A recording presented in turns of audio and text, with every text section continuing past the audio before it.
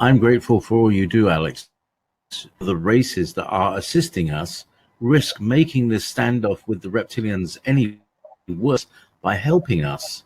Why don't the reptilians just dispatch more troops to Earth?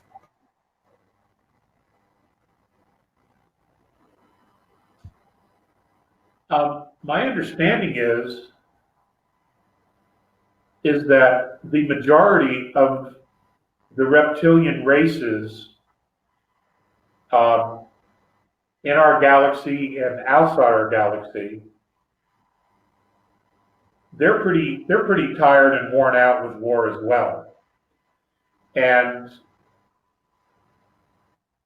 they are rethinking who and what they are.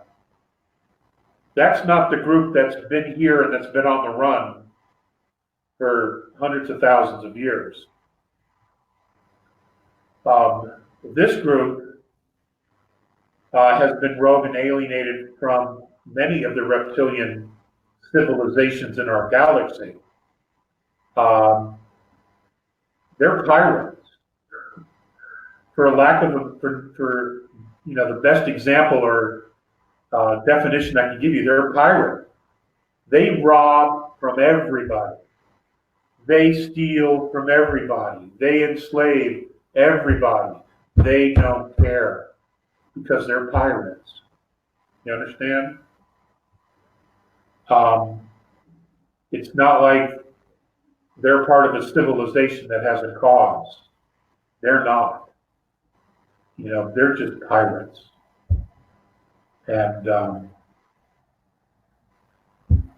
there was a window that was created here where humanity was completely unprotected because the Pleiadians didn't keep their word. And that window was there, and that's how this group got in here. And we've been paying for it ever since. So I'm not saying that the Pleiadian civilizations are bad. It's not what I'm saying. They have their own issues. They've had their own growing experiences. They've had their own maturity challenges like every other race in the galaxy has had.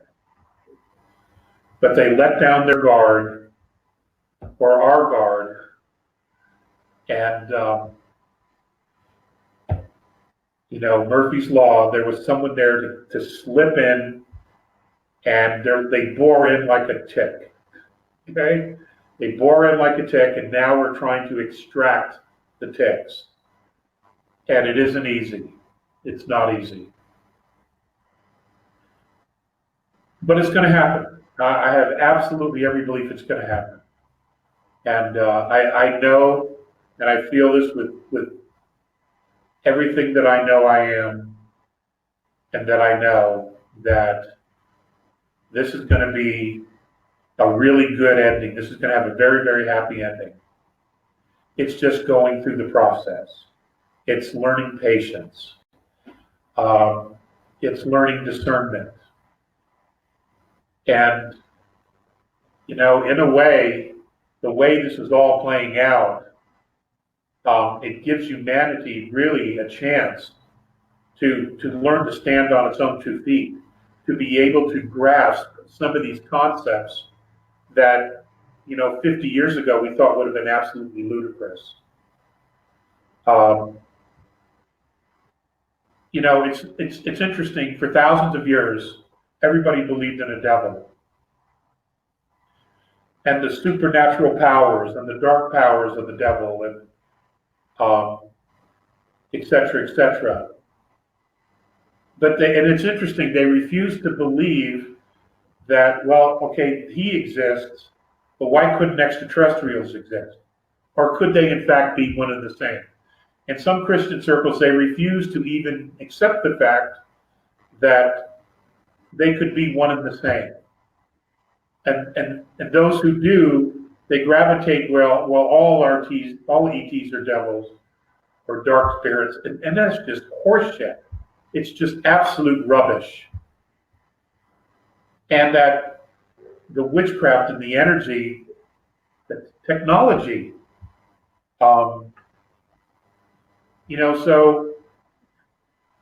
as we take ourselves out of the dark ages and we begin to open and see things with a very different perspective, we gain a clarity about how the universe works, how frequencies work, how the planet works, how the dimensions work.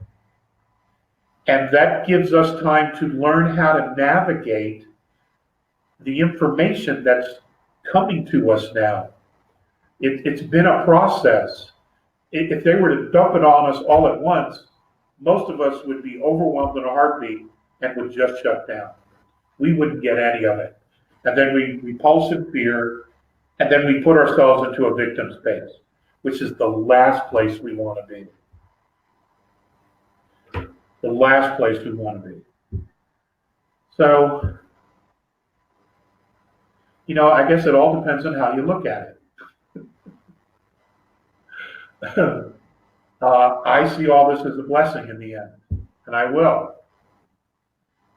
So, I wouldn't worry too much about the reptilians. They're doing everything they can to hide, to stay hidden. Okay, because they're being hunted and they know it.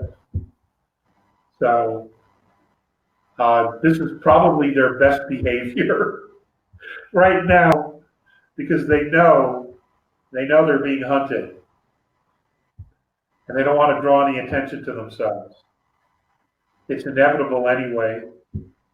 So we'll see. We'll see. That's a good question. Thank you.